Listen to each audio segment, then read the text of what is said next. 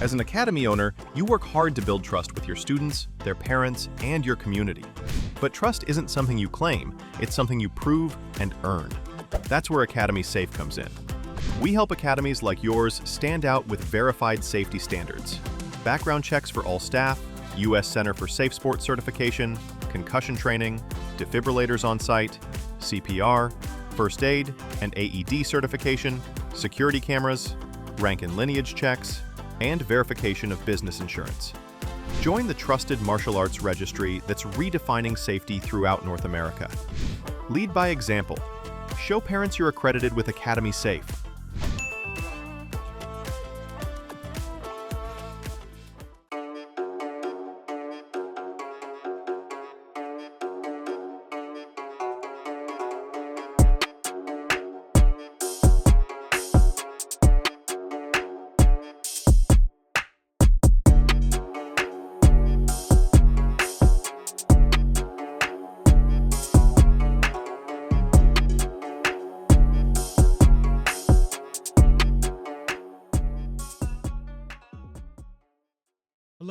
Hello, and welcome to My Empty Hands, a podcast about the martial arts, typically focused on Kempo, but we give all martial arts some love around here.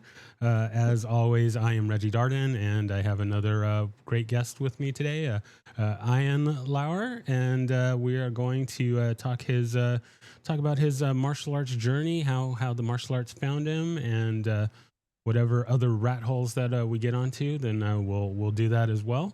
I usually start things off by just giving a little bit of my background. I currently train in 5 different martial arts at this point: American Kenpo, Hapkido, Capoeira, Muay Thai, and Brazilian Jiu-Jitsu. I also have some experience in Taekwondo and boxing. So, needless to say, I stay pretty busy. But hey, it's fun. You can't choose just one. Can't have just one, and got to get all of that good training in. So that's what that's my story, and I'm sticking to it. So we are going to turn things over to our guest here, and go ahead and tell us how did the martial arts find you? Where did it all begin? And we'll just run it from there.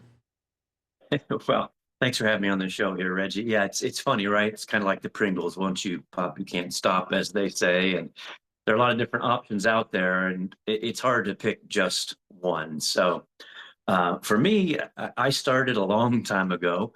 A lot of similar background to you. Karate, Kempo, Dutch kickboxing, Taekwondo, Hapkido, Brazilian Jiu-Jitsu. So, quite a few different arts that I've studied over the years. But when I was little, I always wanted to do Kung Fu. So I would watch those old Kung Fu movies. And then, of course, around that time, Karate Kid came out.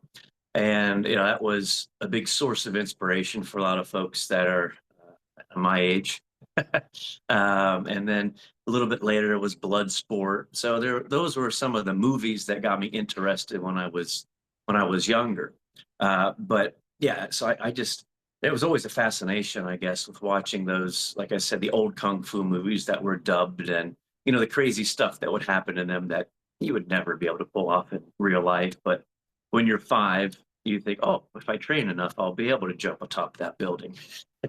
Exactly. No, I grew up with the Black Belt Theater and the Kung Fu Theater and the Shaw Brothers movies and all that good stuff, and then the same, getting into Karate Kid and Bloodsport, and I wore out all my tapes, all of those videos that I was not supposed to be watching at that young age, but of course. I mean, just a tangent in that we live in a very different time, and in that I think a lot of people seem to forget that movies like RoboCop and The Predator and Terminator were marketed to kids, or at least there were toy lines and oh yeah, for sure, children's TV shows for very I mean I guess you could kind of maybe slide a little, well, not really, but a little bit slide on a movie like Rambo, but Well, yeah. I mean, they had a whole RoboCop had toy a line, kids like you said, show, and like the that toy movie, lines. I yeah, remember the fake knives and all oh that yeah, stuff, the oh yeah. headbands and all that for Rambo. Yeah, yeah. So it's crazy to think that yeah, there's no way any of that would fly today, but you know, times change. Yeah, So, but what, oh, go ahead. like I was mentioned, I always wanted to do kung fu when I was starting as a youngster, and my parents were trying to find a school, and it wasn't like today. Like you just mentioned, times have changed. Back then, you didn't just hop online and find schools in your area. You'd have to look at phone books and ask people. And the closest kung fu school they could find was in Columbus, and we were close to Zanesville, Ohio. And back then, it's about an hour drive. But they also wouldn't accept kids of my age. So like that got shot down pretty quickly when they're like, yeah, too bad, too young. So some years later, we came across, my father worked with a guy whose son ran a karate school here in Zanesville. And that's how I actually finally got tied into a martial arts school again, because it wasn't like, you wouldn't go on Facebook and see all these different posts out there. It was a matter of, word of mouth, and maybe a phone book or a yellow page hatch. Yeah, yeah. Another thing that kids don't have to deal with today is the phone book and I was just reminded as I've been working on these episodes and now getting into the video and stuff. One of the recent recent ones that I was working on. We're talking about going to a school, and they were in the phone book and was like AAA, awesome karate. It's like, all right, they understood the assignment about how to Oh yeah, get noticed in in the phone book get when you're listed looking for first. karate. Yeah. Very nice, very nice. So so that kind of first system that you got started in was that Kempo, or was that a different system, or? It was a karate, but it was an eclectic system, somewhat like American Kenpo. So it's called Kazak Karate, and it's basically here in Zanesville, Ohio. They're still around, and it's a Shorin-ryu, loosely based, like Shorin-ryu.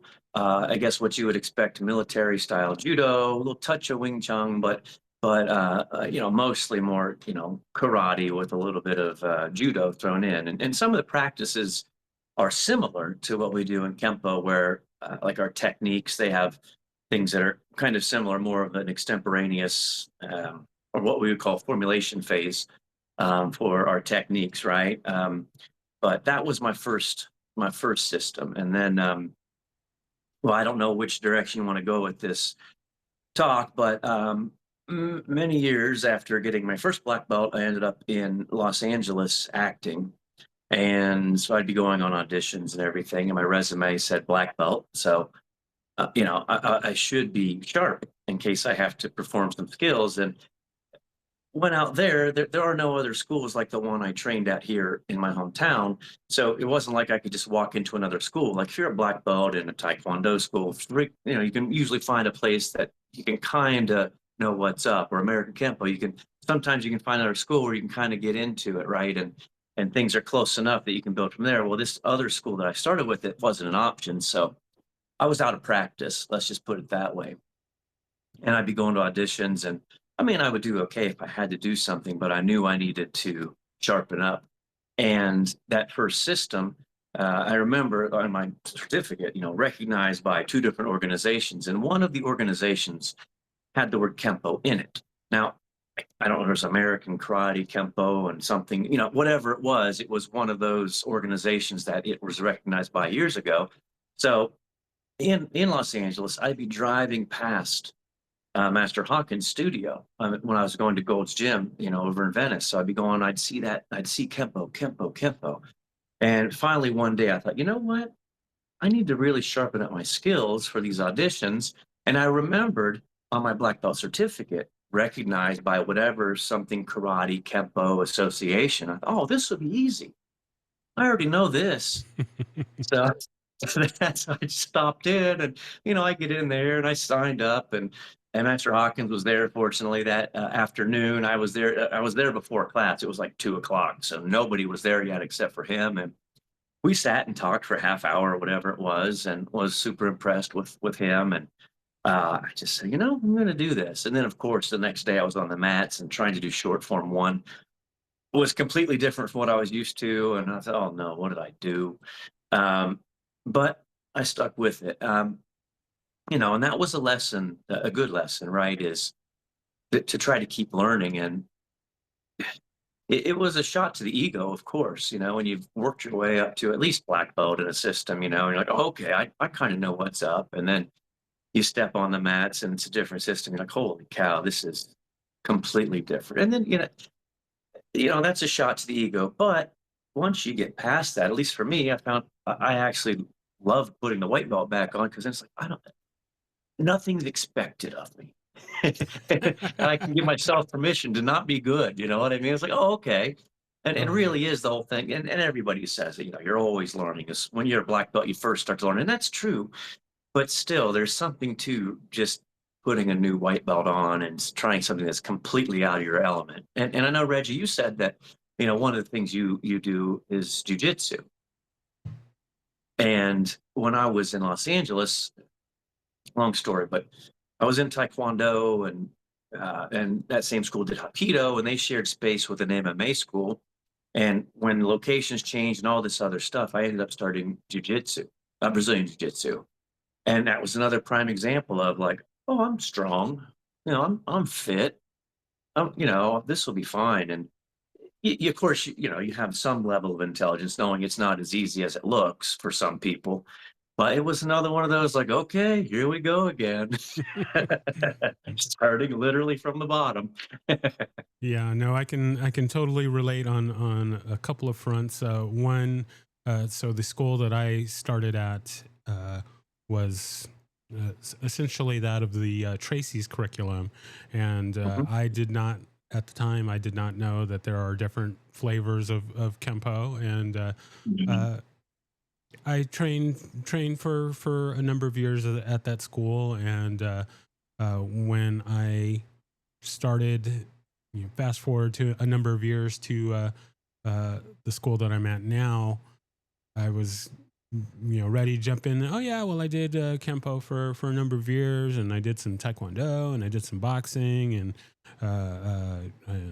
done a lot of years of Capoeira. So I'm ready to get in and let's go ahead and slap my almost brown belt on and just get to work. And my instructor is like, no, you're gonna start a white belt, and it's like, what what?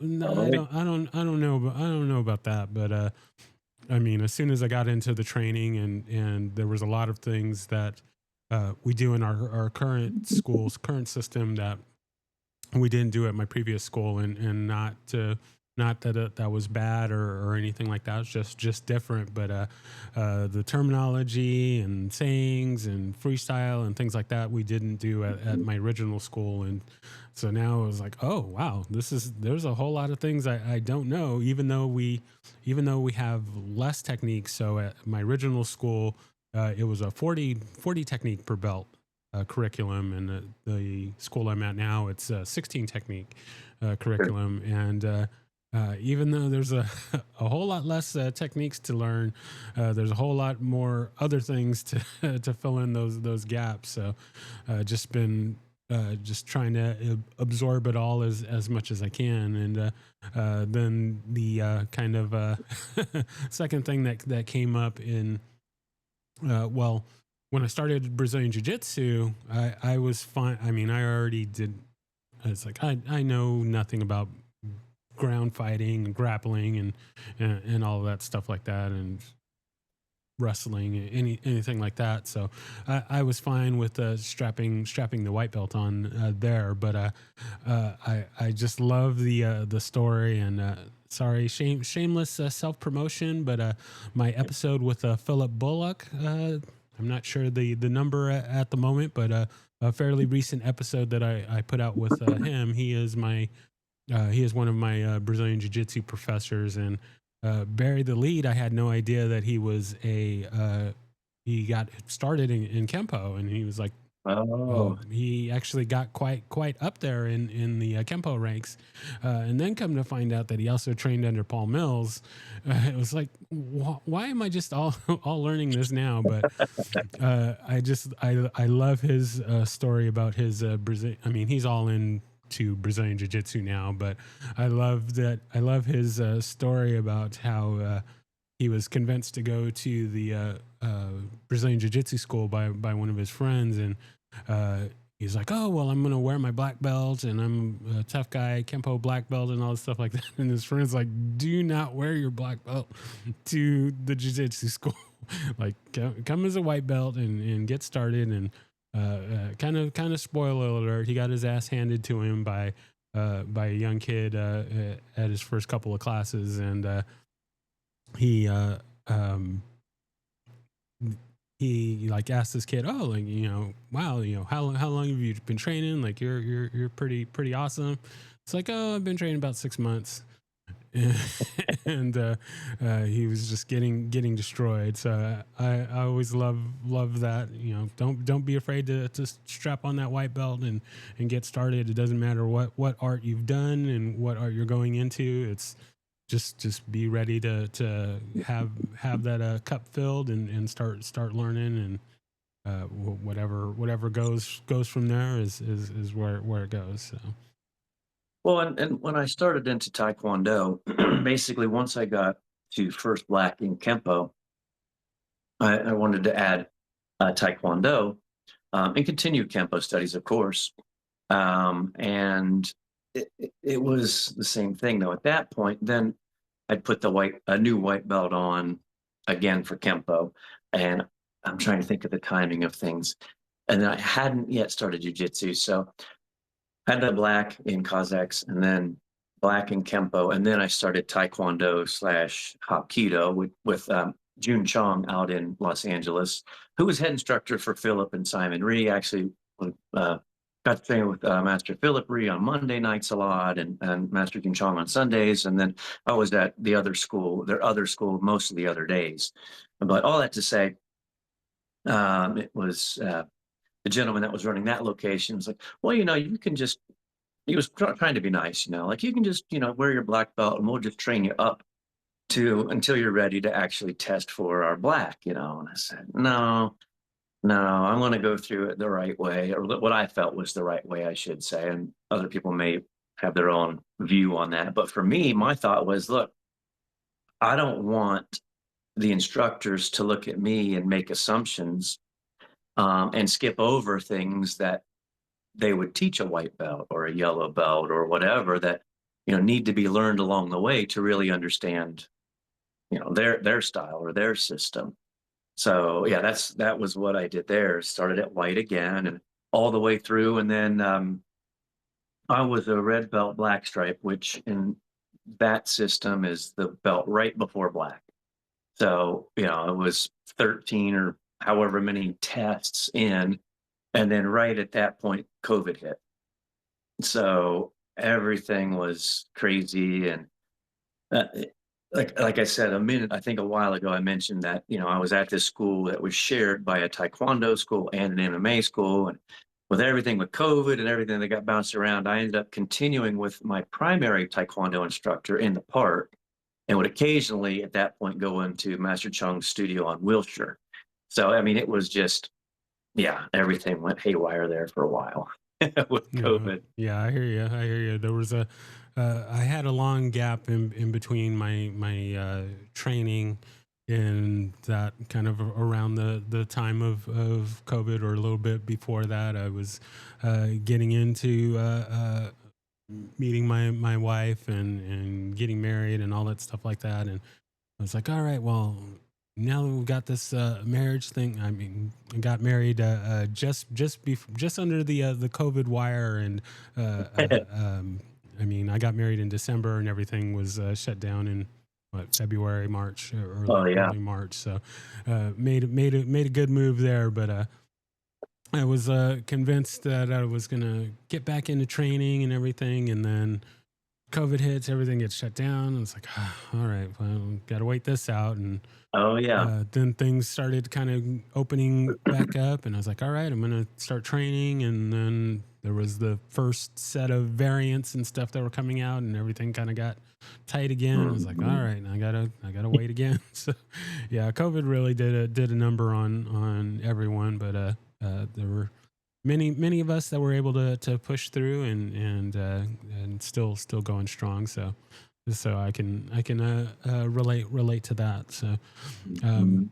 so I admit I'm kind of jealous in that you're really in the kind of the mecca of training. I mean, one, working with Mr. Hawkins, that's I, already a I've been very huge. fortunate. I definitely been very fortunate. My first instructor out here, well, Grandmaster Hardwick, so there was a gentleman named Master Moore who created the Kazakh system, and was later one of his premier black belts was Sensei Hardwick, who later is now Grandmaster Hardwick, as Master Moore passed at an early age, much like Master Parker. Mhm. So had a really great instructor with him, and just a a great guy to work with. And he's been and he's still there's still the karate school here. Now he doesn't run the day-to-day operations, but he's still involved with it. And he's been one of my number one supporters since I've been back here, in a school in the same town, which is really cool of him. But then of course in Los Angeles, I mean, you just have a lot of options.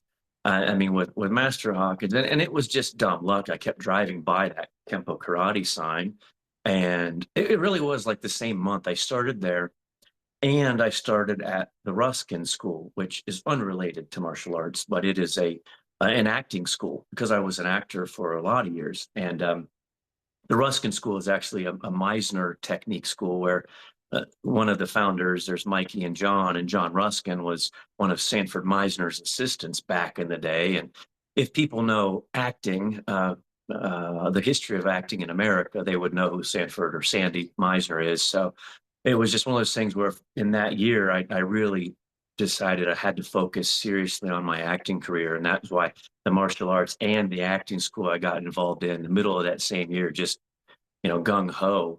But it's just funny. I kept driving by, I kept driving by both the places because they're like a half a mile apart. One's by the Santa Monica airport and one's right in Mar Vista. I mean, they're just like, they're right there. And so I Gotcha. finally jumped into both of them. And yeah. Oh, and that's what I wanted to mention a minute ago is the reason I went into Taekwondo was to improve my kicks for the screen. So for acting, I definitely wanted to improve my kicks. And, there are a lot of guys in Kempo that can kick well, but what do you think about when you think of kickers? Well, you think of Taekwondo. And so Exactly. that Exactly. was that was the impetus for going into that. And one of my friends at the gym, he's he's been around the martial arts for a long time and does a lot of motion capture work and all this, and very well established in the martial arts community. And he says to me, I was talking to him like I didn't know if I wanted to do Wing Chun next or I wanted to do Taekwondo. And he's like, well, how old are you? And I told him I was almost 40 at that time. I think I was 38, 39. I don't remember exactly. He's like, well, if you're going to do Taekwondo, you better do it now. He said, it's one thing to learn those jump kicks when you're still a little younger. Is like, if you learn to do those jump kicks when you're young, chances are you can still do them as you get older. He said, but if you try to start doing them at 60, good luck. Oh yeah. So that Oh was yeah. that was kind of the push into Taekwondo at that point. Yeah, no, I get that with my Hapkido training. One of the things that we have to do is falling and rolls, and as I'm starting to increase in my rank there, the difficulty level gets higher, and we work on all the falls and stuff every class, and pretty much every time we get to that section of class, I think, Oh, man, this would totally. have been so much easier 10 years ago, 20 Oh years man. ago. I Well, can get through it, but now I'm starting to have to do the shoulder rolls and stuff over obstacles, and the obstacles are starting to get higher and higher. And it's like, Oh boy, oh my goodness, this is gonna get pretty wild. And I It's mean, funny. just the other When I day, was, eh, just the other day, my instructor was like, "Oh, well, on this front fall, like, well, you kind of you can kind of get away with bending down first and stuff and doing that, but it's like it's not exactly a requirement yet, but we're getting close to where like you're gonna have to like jump and fall and oh yeah. not just kind of do a little cheat." So I'm sweating that a little bit. Yeah, I tell you, like when I did the first system, I was still, well, early teens. And, early teens, 140 pounds, so you get thrown and you just stand back up. You do it 20 times, it's not a big deal. When you're over 200 pounds and you're 2 or 3 times that age, it makes a big difference. But when you talk about your falls and whatnot, I don't know if you knew this about me, but one thing that I've done over the years is I mean, like I mentioned a minute ago that I'm an actor, but I also do my own fighting on film and stunts. So I don't consider myself a stuntman because I'm not doing like crazy, you know, leaps off of 8-story buildings or anything. But years ago, when I was 22, 23, 24, I think, or my ages, I was Batman at Six Flags. And at different Six Flags shows, they had it would or just at parks, they would have a stunt show. And so I would do the zip lines or single-handed rappels and ride the dirt bike around as Batman. And one of the things you'd have to do on more than one occasion is what you were just talking about, those shoulder rolls, but you would just be running and jumping and over things and shoulder rolling on these cement or asphalt surfaces. And oh man, the worst thing about that I remember was you had the bat belt on, of course, right? And it had these big plastic clips that went on your back, right on the, I don't know, that lower back area. And when you do that roll from shoulder to hip, as you roll over, if that buckle was in the wrong spot, man, that cement and that buckle would just dig into your back. And yeah, I don't recommend that for anybody. For sure. So what's the over under per week that you turn to the mirror and go, "I'm Batman"? None anymore. I don't do it anymore. Come It was a on long. now. It's funny though because I mean, it, it's hard to. The years go by quickly. Let's just put it that way, and it just doesn't seem right. I was actually I just had my this past year was a 25-year college reunion, and it was like, holy cow, how is that even possible? And then I think about the Batman era and the friends that I made, and just the adventures of that. And again, I was 20, 22, 23, 24 ish, maybe 25 at the end of that. And it's more than it's so far in the rear view. It's crazy. Um, yeah. So yeah, I don't say I'm Batman anymore, but I did do when I was still in Los Angeles. A friend of mine, a good buddy, Guy Grundy, I've worked with him a number of times. One of which was on this film called Enter the Fire with Lou Ferrigno. But with Guy, he did some work on his own, and he put together this a web series. And in that, he was Bane and I was Batman. So Nice. yeah, I had a little bit of a revisit of the Batman in my early 30s. Very nice. Very nice. Very nice. So, uh, kind of jumping back to the training. So, like me, obviously, I'm very into the cross training. So, whenever I have someone that's trained in a number of arts, I ask if they ever did you have trouble with training between the different systems. So with me, I mean, just going from one version of Kempo to another, I still struggle on technique, especially ones that are shared. I mean, Sure. oh gosh, what was one just the other day? Oh gosh, I want to say Fallen Cross. I think it is. Okay. The name is escaping me, but in my previous system, or previous version of Kempo, I think it was called Breaking the Cross, and Oh the yeah. move are like the same, but in my first version, there was one. The elbow sandwich is is all over the first version of Kempo that I learned. So it gets Sure. inserted to a lot of techniques that I do now, and I get yelled at for this. Hey, this one doesn't have an elbow Sandwiching sandwich in everything. it. Yeah. Yeah. It's interesting because I have students that have come in from, you know, one gentleman has come from a Tracy background primarily, and I have another gentleman that came in and very similar to what we already do. I mean, we're talking like 95% the same, and maybe even a little bit more minor details. Mhm. Like in short three, maybe it's a wide kneel instead of a horse stance when we do grip of death. Think little things like that, but for the most part, pretty much spot on. But it is interesting to see the challenges between things that are already really close versus things that are very different. So to answer your question, yeah, I've had that challenge, going from our like just basic fighting footwork, right? In Kazakh karate, we would have like our back foot would be, like at a 90, like it would be like 90-45. I don't know if you can see that there. And if you're listening without video, it's like instead of having your feet in our neutral bow, toe heel alignment, both feet facing on a 45, it would be more like heel alignment, more bladed like a typical Taekwondo fighting stance, but the front foot would be opened up to 45 degrees. So, like learning those little changes. And then when I went from doing my Kempo into Taekwondo, and the front stances and back stances were polar, but way different.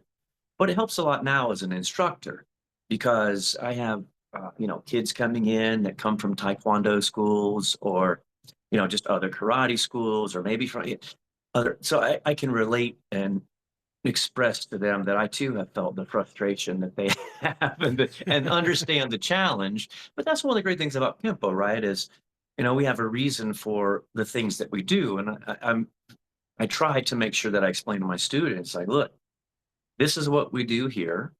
This is why. It's not to say that other things don't have their places. There may be a time and a place for most everything, but this is the reason why we do what we do.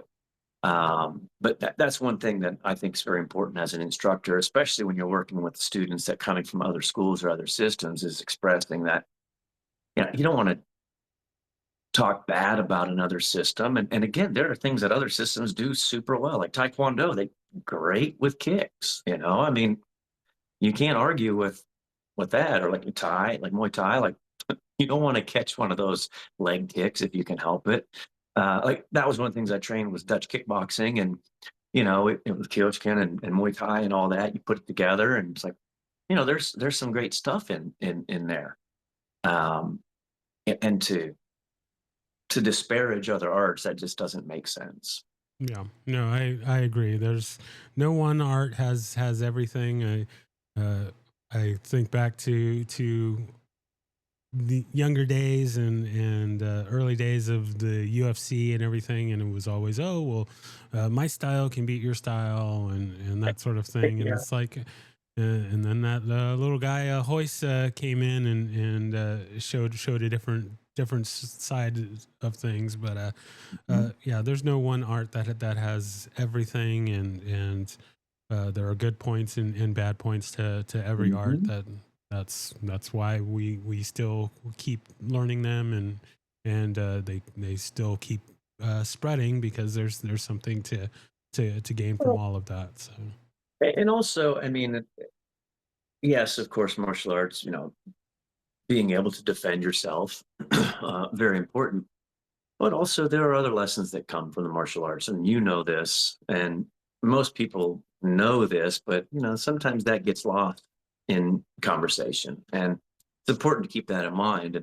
And going to a school that's going to help instill that discipline, and obviously being able to defend yourself, but everything else that comes with it, because there's a lot more to it than just punching or kicking or choking people.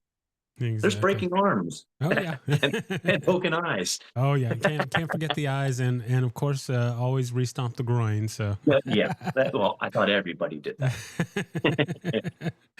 so let's bounce over to the teaching side of it. Sure. When did you get involved with that, and was that something that Yeah. you were always So, interested in, or was it thrust I mean, upon you? kind of all of the above.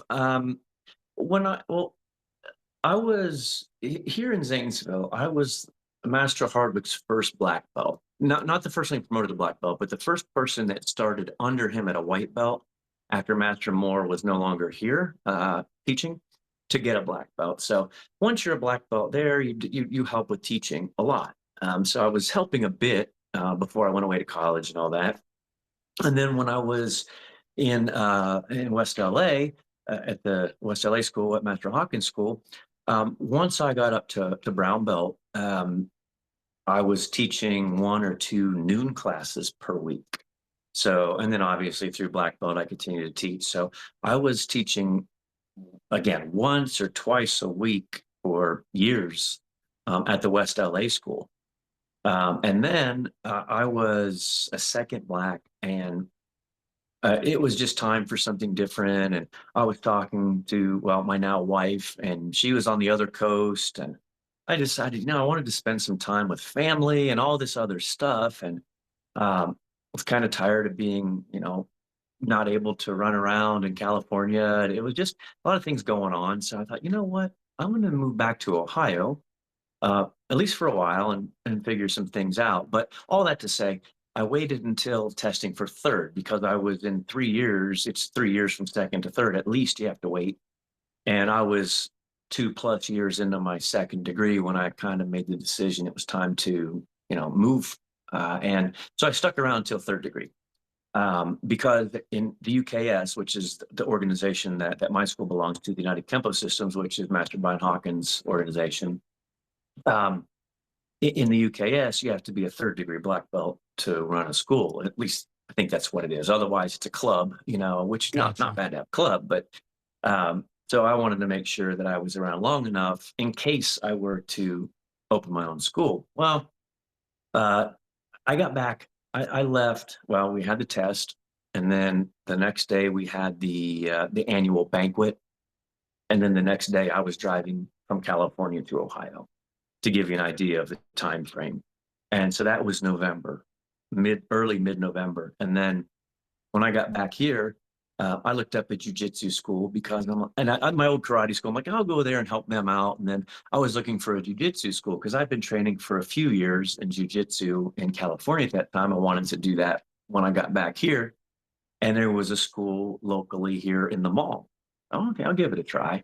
And Jason, the guy that runs that school, we got on well, and I started up there basically November. So I started there as soon as I got back in jujitsu, kept going with that, was helping out Kazakhs. And then I told Jason, I said, I kind of like to, I'm thinking I'd like to open my own school.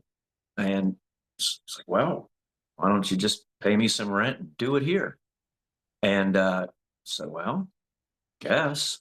And then so January, I started teaching a couple times a week out at his location in the mall. And that was January 1st or 2nd. I think technically it started on this January 2nd. And, when I started, I made sure my days were staggered from his and from the Kazakh school because I was trying not to step on any toes anywhere. And then, so basically, November 15th ish, December. So I was home like 6 weeks and opened a school.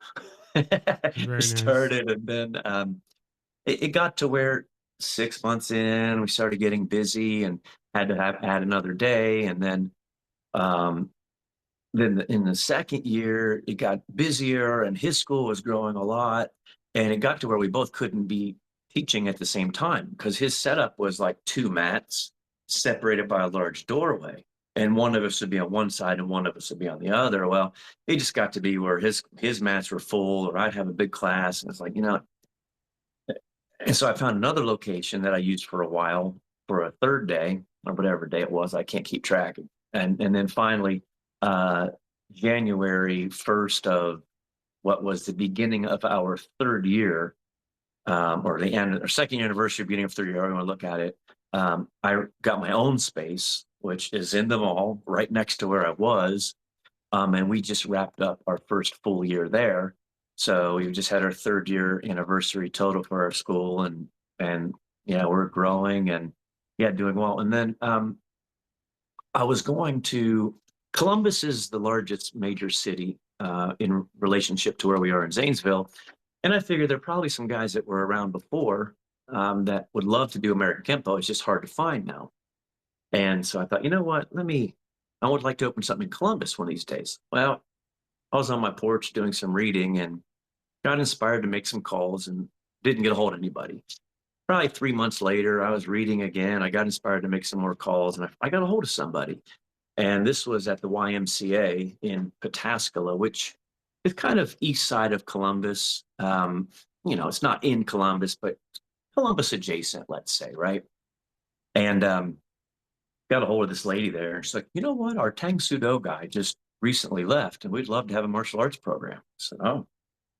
I said, well, I'm thinking sometime next year. And bear in mind, this is September of last year. I said, sometime next year, once I get things a little more solid at my Zanesville location, I'd like to start out there. She's like, well, I was thinking sooner. Oh. I said, okay, how about we start the new year, January 1st? She says, how about October 1st? I said, okay. so, so that's pretty much how that happened. It was mid-September, and October 1st, we started our Pataskala location. And it's growing as well. And yeah, so another thing that we just started January of this year. So this month, I started what we call the ILKK Golden Club. And so I used to train, I train a lot of little kids, right? And the grandmother of a couple of my little Cobras called me out of the blue the end of last year and said, hey, would you be interested in teaching Kempo to our seniors? So, sure, what are we talking about? So we had a meeting, and I went over to the Muskingum County Center for Seniors, and we started our Golden Club, Ian Lauer's Kempo Karate Golden Club, the beginning of this year. And we've had 2 classes so far. We were off for Martin Luther King Day, and then today we were off because of the weather. We got 16.9 inches of snow yesterday. So it was a level 3 snow emergency. But anyway, all that to say, we had over 30 people at our first day. And then the second day, when I figured everybody would quit, we still had like 26, 27 people. So, and I know people that want to do it that weren't able to make it on those 2 days. So it's been an amazing start, for seniors to be able to get in there and, learn Kempo. So those are the 3 main things that I'm doing out here currently to spread Kempo. Very nice, very nice. Yeah, I like that, especially maybe underserved community in teaching Kempo to seniors. I think there should be more of that out there for folks. Oh, for sure. And here's the other thing, Reggie. I mean, it's 60 years old today is not what it was 40 years ago. People are sure. more active. And they're living longer, of course, and also just the activity levels. I mean, people over there, they're great. And it's so much fun. I mean, and this kind of goes back to what I mentioned early on here in this interview was, there just weren't that many schools around.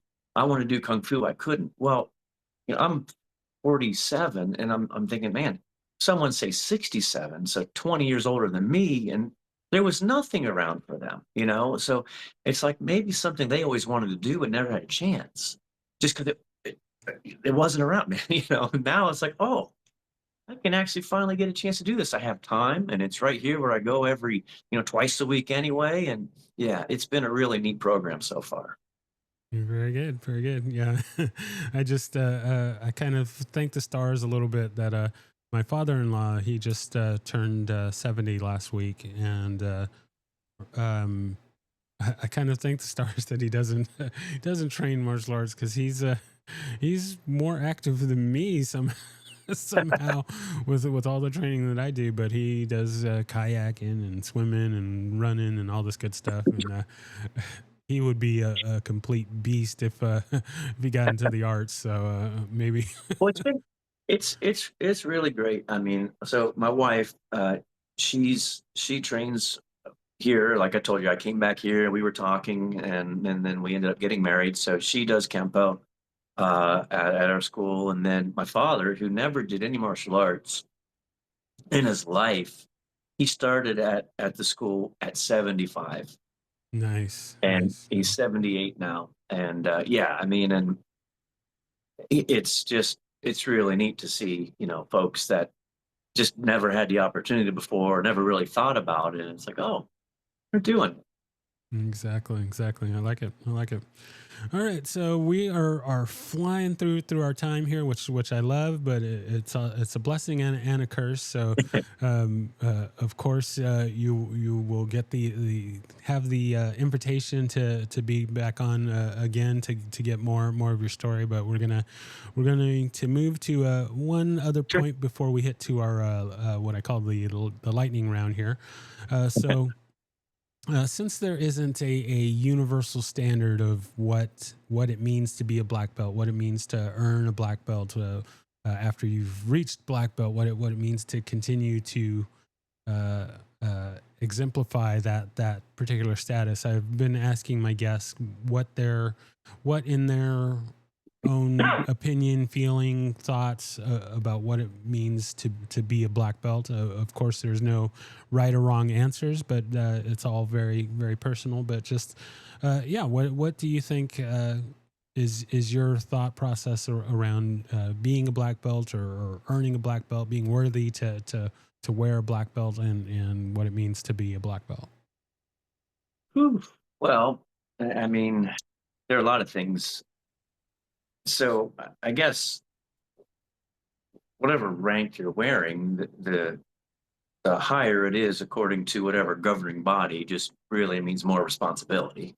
So it's, Oh, for sure. um, you should, we all should strive to live up to what we perceive it to be, right?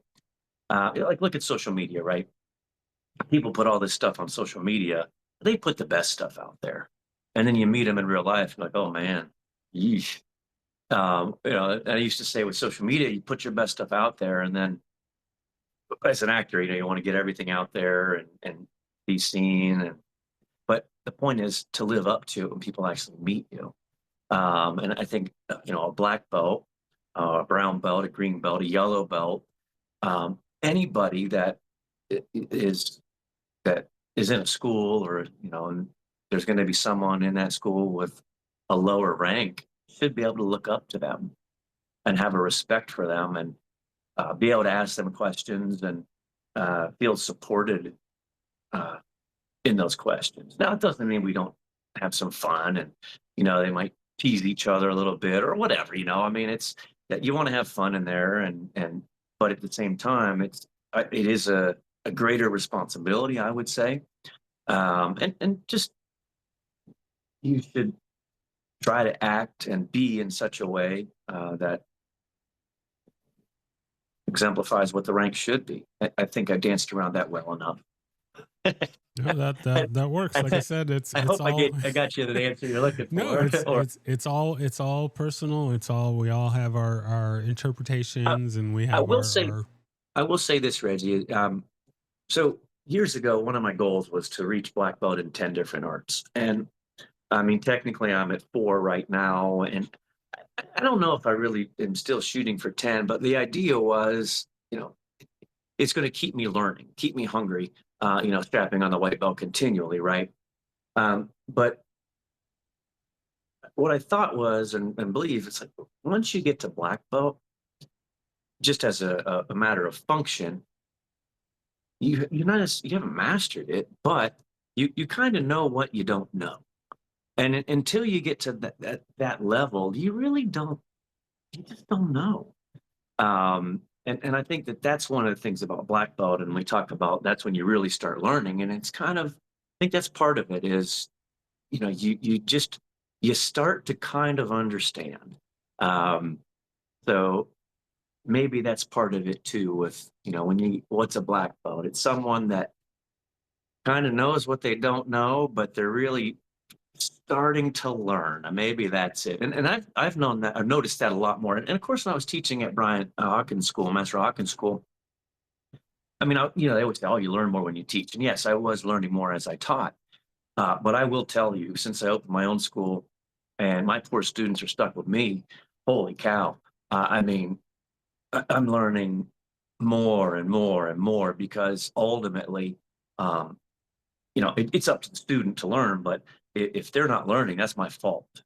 So it's a great responsibility that I feel that I must take on, and because I want to do a good job for my students. And so that's another thing is just, uh, the openness and willingness to learn uh, should get greater as well.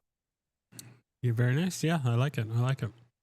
All right, so we are going to move into our lightning round here. So I've got a few Yes, little sir. questions for you as we head towards wrapping up. Yep. The first one being, do you have a favorite technique? Oh, yeah.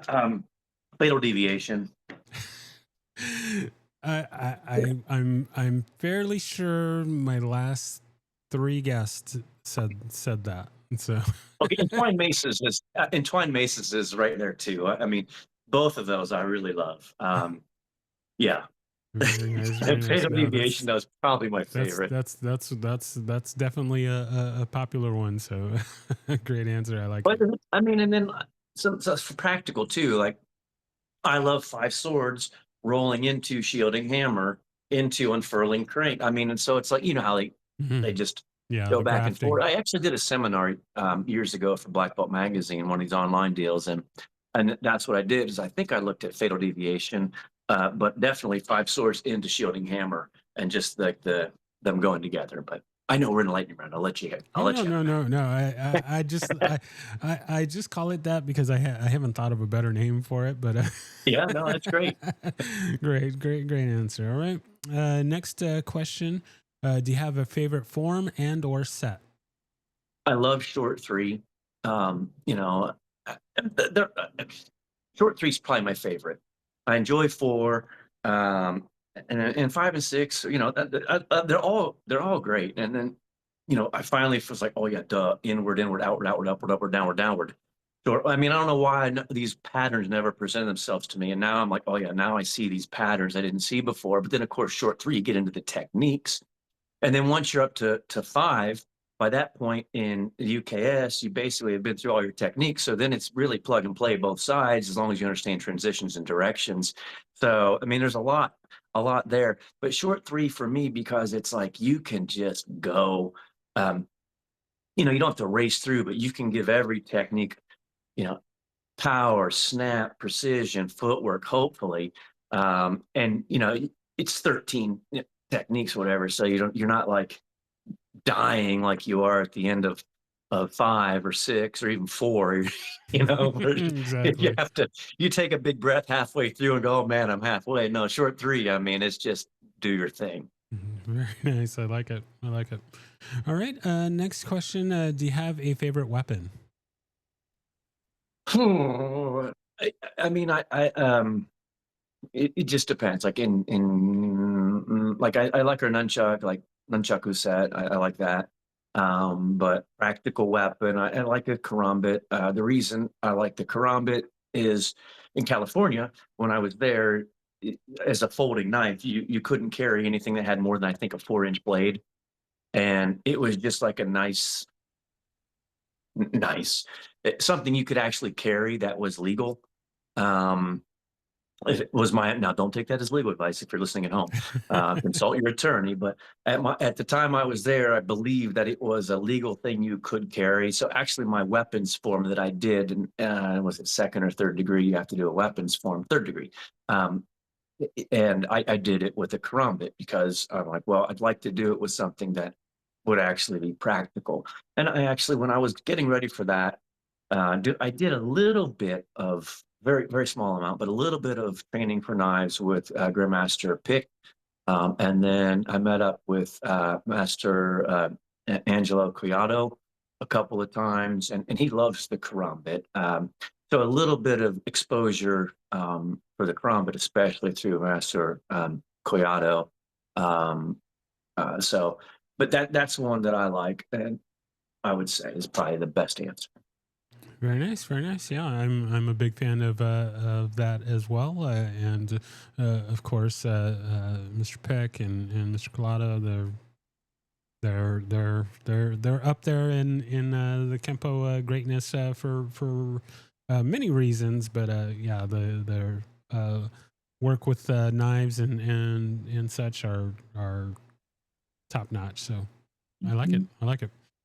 All right. Next question. If there's anyone that you could train with, living or dead, fictional or non-fictional, besides Ed Parker, who would that be? Oof. Yeah.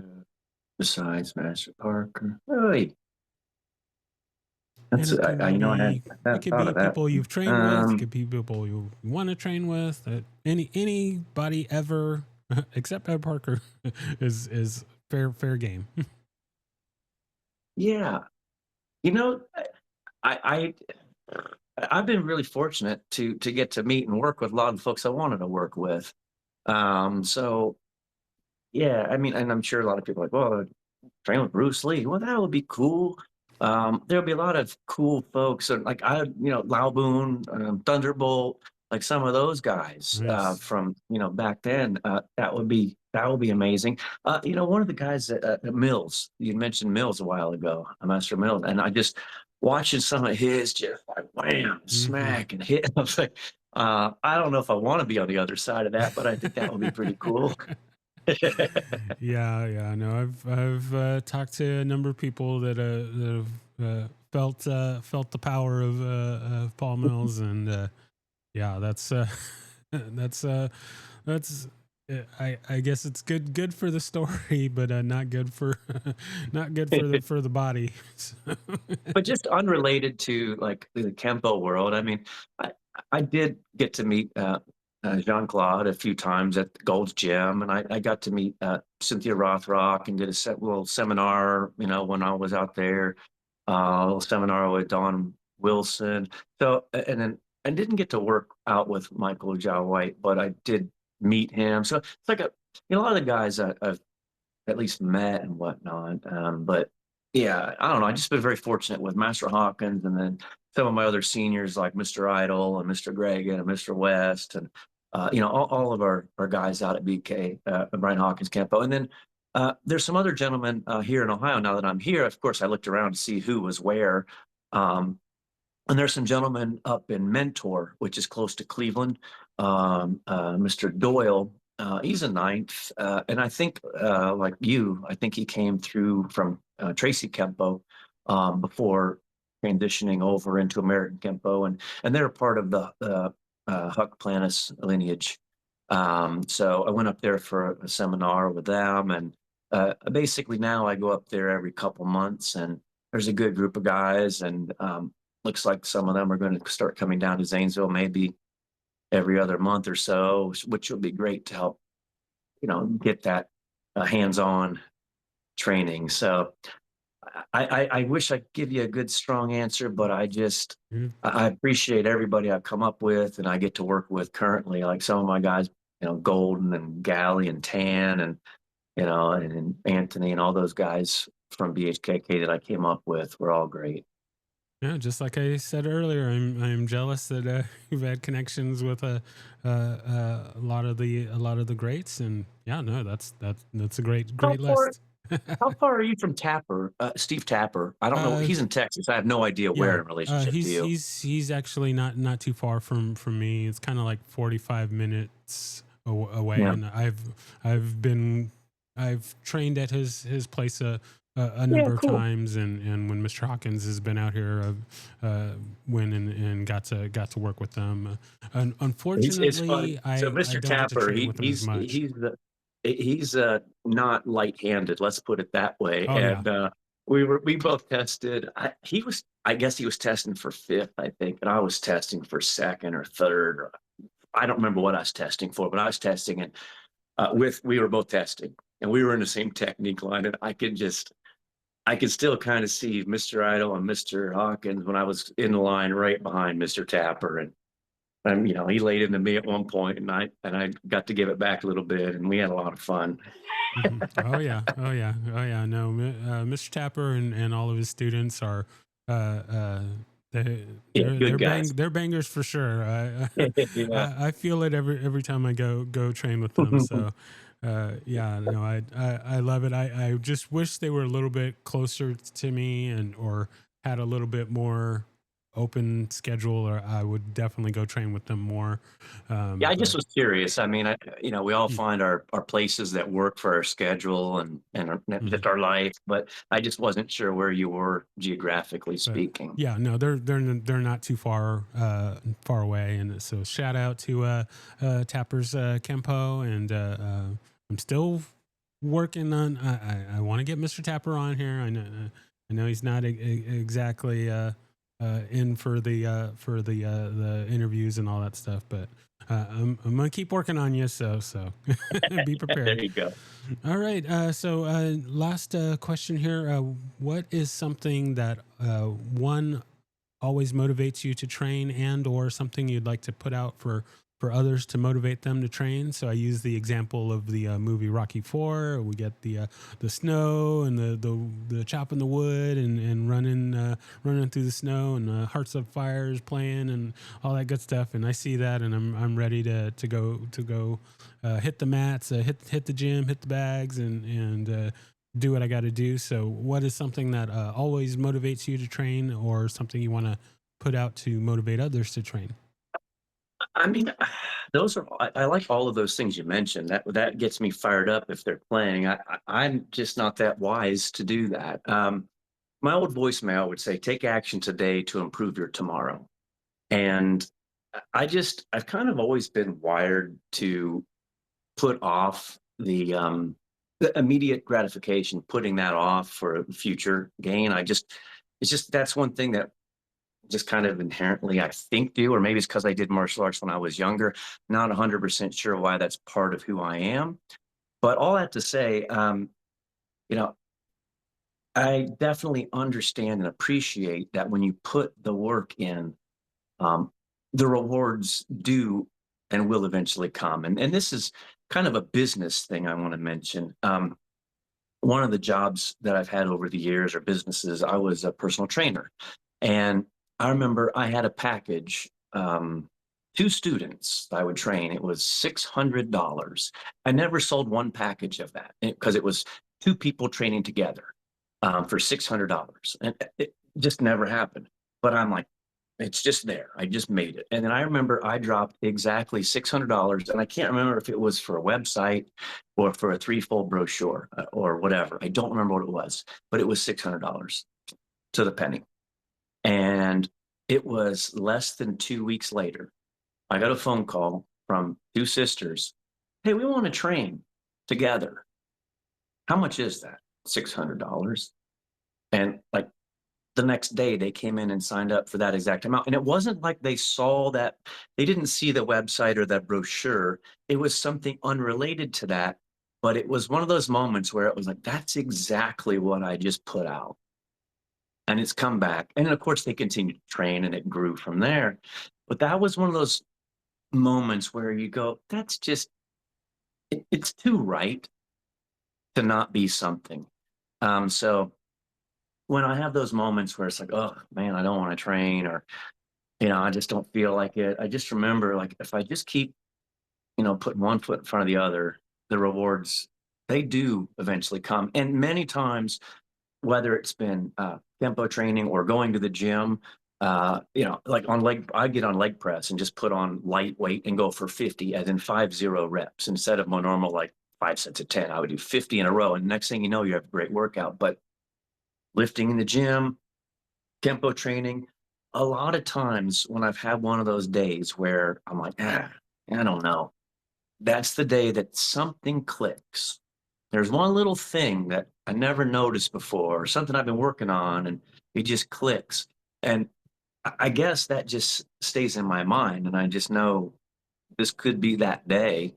And so I just get off my butt and go because I know in the long run it's worth it. And, and just it's just habits. You build your habits, and then if you build the right habits, they'll take you where you want to go. Exactly, exactly, exactly.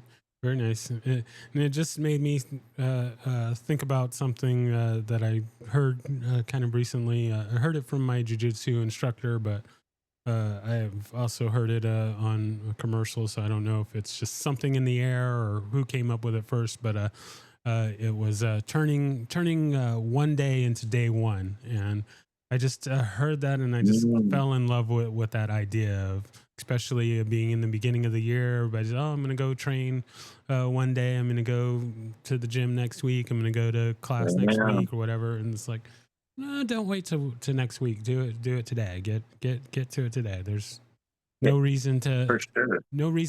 to not start. So I like that. 100%. And I would tell you too, like I go through my phases, right? There are three kinds of books I like to read, and it's martial arts books I'll read if I'm in the right mood. Personal finance books if I'm in the right mood, and personal self improvement when it comes. So, like right now, today I started reading The Wealthy Barber, which I love the Dave Ramsey books, the Kiyosaki books, all these kinds of financial books.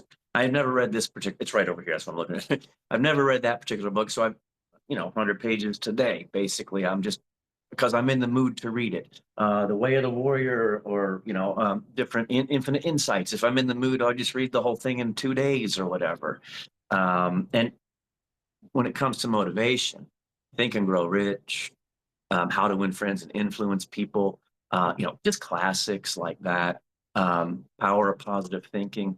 So those are though the reason I mention all that is those books are great for that, just motivation to just putting that work out there and seeing a reward for it later. Very nice. Very nice. Very nice. All right, so we are at our final piece of business today, and that is shameless self promotion. So you can plug Yes. anything that you'd like, or if there's anything that we haven't mentioned that you wanted to bring up, you now have the floor, and then we will close out from there. Great. Yeah. So basically, we are our primary school is located in Zanesville, Ohio, which is about 45 miles east of Columbus, off of Route 70. We're in the Colony Square Mall. We have an excellent facility. I mean, it's better than I ever would have imagined.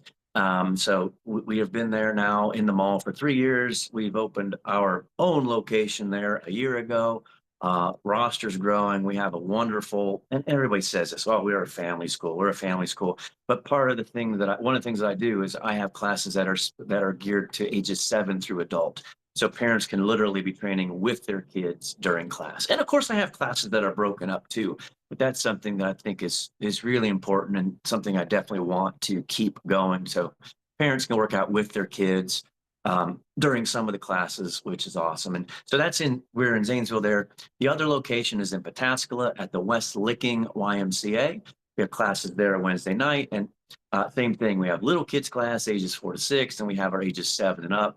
So we're out there, and then 1 o'clock on Mondays, we're at the Muskingum County Center for Seniors, downtown Zanesville. And I'm pretty easy to find. It's Ian Lauer. If you're trying to find our school, just look up IanLauersKempo.com. And that's IanLauersKempo.com. And if you don't know how to spell it with an N instead of an M, I don't know what to tell you. Uh, but we're there. And also, of course, Facebook and Instagram, Ian Lauer's Kempo. And yeah, if you're traveling through, I would love to meet you and have you come out and share the mats with us, and go from there. Like I said, we've got some guys that are going to start coming down from the Cleveland area a couple times a month. We've got a guy in Pennsylvania that's looking to come out, a guy from Michigan looking to come down occasionally. So yeah, it would be just excellent to have some more folks come in that have been, whether it's Tracy Kempo or whatever lineage coming through American Kenpo, will be awesome. Very nice. Very nice. Well, I thank you so much for taking the time to be on and share your story. Of course, we'll have to get you back on to get into more of your story and more other points of cross training and other rat holes and things like that. Oh yeah. Definitely got to talk more about some of the acting stuff. Uh, Well, I speaking of acting, real quick, yeah, I got to oh, go tell you ahead. another person that was super gracious with me and was Mr. Speakman.